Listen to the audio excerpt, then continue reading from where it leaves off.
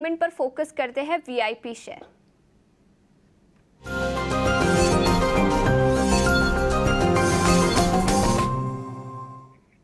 और इस बीच हमारे साथ वृद्धि इन्वेस्टमेंट के विवेक करवा जी जुड़ चुके हैं। विवेक जी, बहुत बहुत शुक्रिया हमारे साथ ईटी नाउ स्वदेश पर जुड़ने के लिए। बताएं मार्केट पर क्या व्यू बनता है और फंडामेंटली कौन सा स्टॉक आप रेकमेंड करना चाहेंगे? देखिए, मार्केट तो अब ऐसा है कि 3 वर्किंग डे और है और सबसे बड़े जो नतीजे आने हैं, अब तक तो हम लोग कंपनीज के नतीजे देखे हैं, लेकिन जो देश का नतीजा है वो 4 जून को आ जाएगा। तो जैसे मैंने कहा 3 वर्किंग डे और है, तो वेट करके हमको देखना है और तब तक मार्केट वोलेटाइल रह सकता है। एग्जिट पोल आएंगे 1 तारीख को, मतलब शनिवार को शाम को, तो मंडे उसका रिएक्शन देखने को मिलेगा। अब ऐसे माहौल में आपको क्या लेना चाहिए? देखिए, एक तो मानसून अच्छा चल रहा है, मतलब जो प्रेडिक्शन है ऑलरेडी मानसून हिट कर चुका है केरला कोस्ट को और monsoon normal to above normal की संभावना है। तो इसके लिए बहुत ही ये एक जो अपना रूरल इकोनॉमी और टायर 2, टायर 3, टायर 4 सिटीज के लिए बहुत ही फायदेमंद चीज होगी ये। तो वहां पे अगर इनकम लेवल्स बढ़ते हैं तो बैंकिंग सेक्टर में मुझे एसबीआई बहुत अच्छा लग रहा है अभी इन दामों में भी।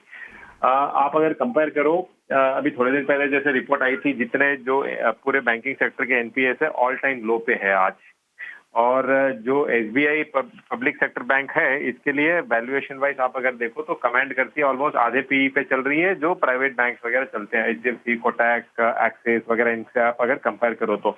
लेकिन कोई मामले में आज के दिन एसबीआई इनके पीछे नहीं है, लेकिन वैल्यूएशन कम है। तो मुझे लगता है कि अगले 6 महीने से लेके मैक्सिमम साल भर के अंदर और मानसून का बेनिफिट भी इस बैंक को मिलेगा। तो मुझे 1000 रुपए के टारगेट के लिए आप इसको ले सकते हो। स्टॉप लॉस की कोई बड़ी जरूरत नहीं है। अगर 4 तारीख को कोई भी उथल पुथल होए बाजार में और आपको 4-5% नीचे मिले तो आपको वो लेना चाहिए।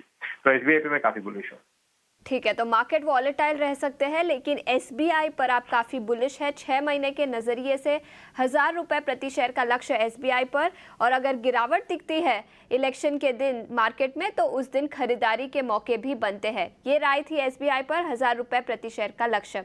बहुत बहुत शुक्रिया हमारे साथ जुड़ने के लिए।